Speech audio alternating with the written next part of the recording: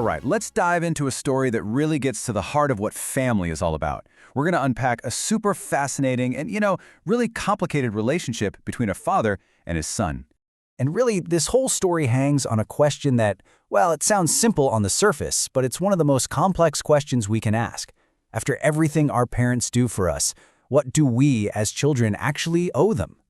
We always hear that family is built on things like sacrifice and duty. But what happens when one person's idea of caring for someone ends up feeling like a cage to the other person? That's the huge dilemma at the center of this story, and we are going to get right into it.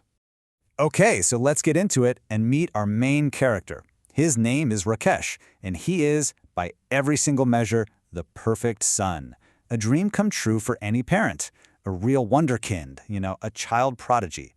And just look at his resume, it's incredible. He absolutely crushes his medical exams. We're talking first in the entire country. Then he snags his prestigious scholarship to study in the USA at top hospitals. But here's the kicker.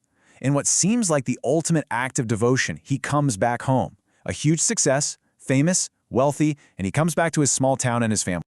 This one quote just says it all, doesn't it? He came and touched my feet. That's his father, Varma, saying that with so much pride. And you've got to understand, in Indian culture, touching an elder's feet is like the ultimate sign of respect. So here's Rakesh, with all his fancy Western education and success, and he still honors that tradition. He's the perfect son. Or at least, that's how it seems at first. Okay, but this is where things start to get complicated. We're hitting a major turning point in the story. This is where that beautiful, perfect devotion starts to shift and feel a whole lot more like a cold, strict duty. So you've got these two sides of Rakesh, and they're at war with each other. On one side, you have the son.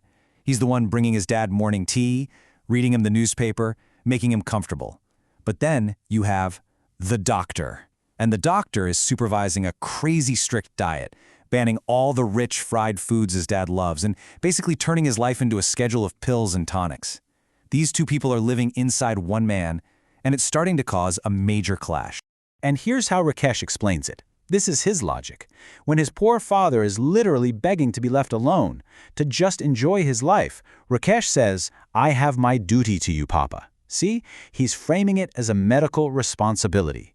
In his mind, he's not just a son anymore. He's a doctor with a professional duty to keep his patient, his father, alive, no matter what that does to his father's happiness. But we've got to flip the script now. Let's look at this from the other side.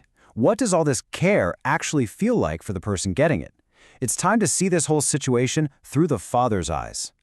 And wow, it is absolutely heartbreaking.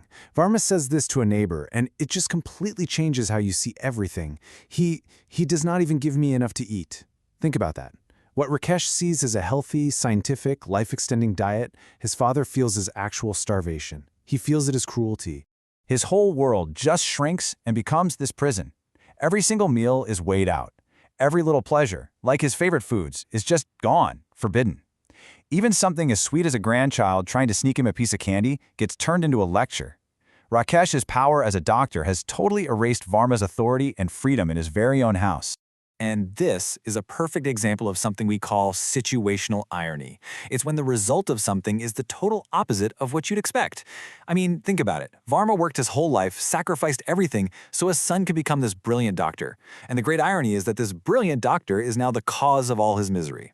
It's the exact opposite of the happy ending everyone imagined.